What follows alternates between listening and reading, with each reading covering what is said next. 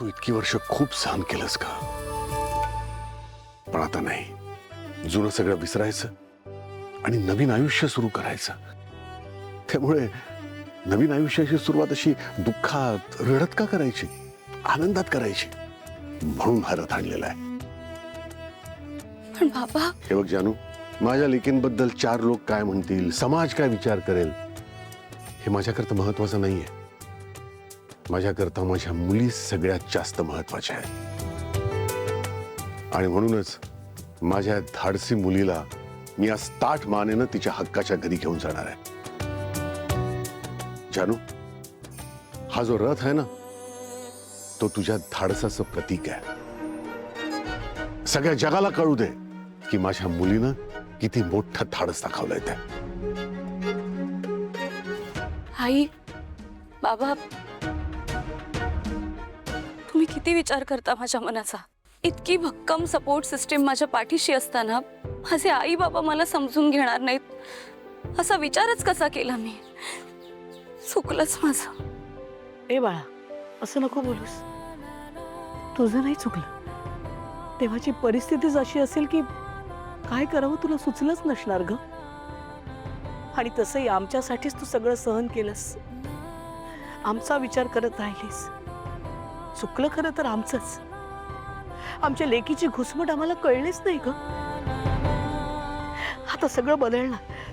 हे बघ, आता तू रडायचं नाही. आता नव्याने आयुष्य सुरू करायचंय. तुझा वनवास संपला आता जानू. आता नवीन आयुष्य तुझी वाट पाहत. अगदी बरोबर आहे. चल जानू.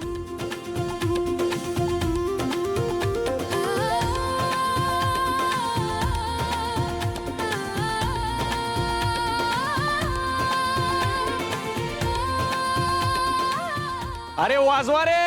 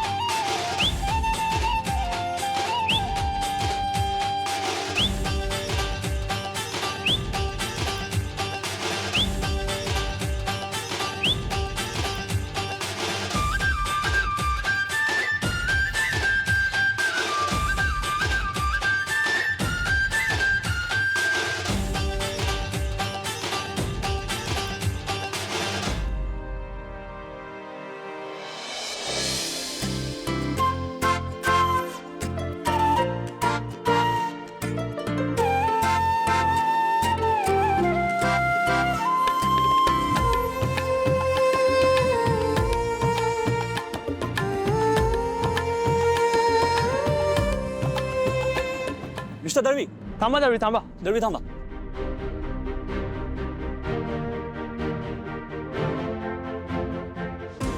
हे सगळे कोण आहेत? इकडे का आले? सिद्धू, मी बोलवलं त्यांना. अरे पण का?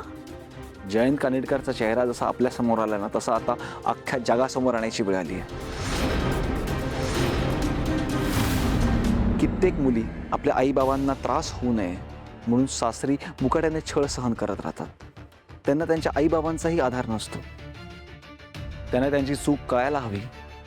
आपल्या मुलीसाठी ठामपणे उभं राहणाऱ्या तुमच्यासारख्या आई वडिलांचा आदर्श मिळावा ना, म्हणून मी आज यांना बोलवलं.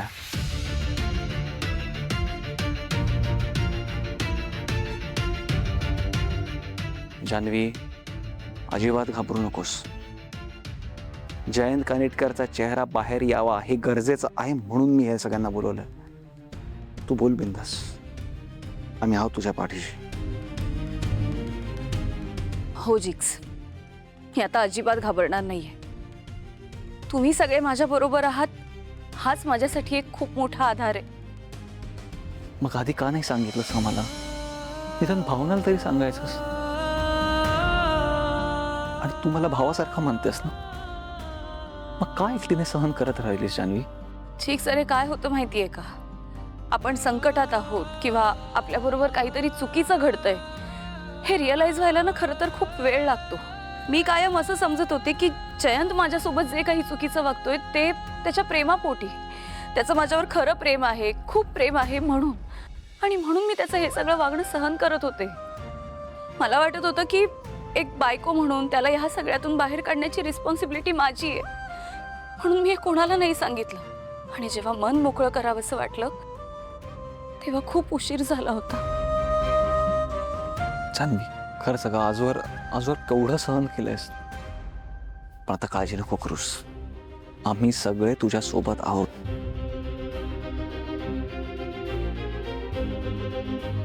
सिद्धिराज, तुम्ही खरंच किती वेगळे आहात.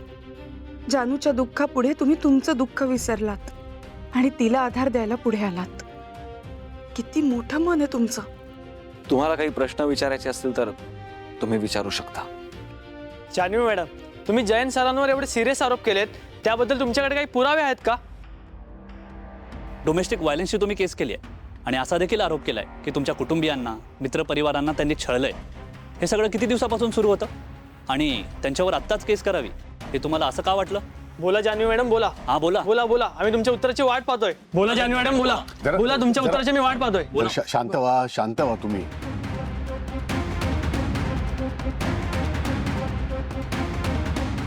तुमच्या सगळ्या प्रश्नांची उत्तरं मिळतील, पण असे एकदम प्रश्न काय विचारताय? एकेकाने विचारा ना. पण मिस्टर दळवी, जयंत कानेटकरांनी तुम्हाला एवढी खूप मदत केली, तरी सुद्धा तुम्ही त्यांच्यावर एवढे गंभीर आरोप कसे केले?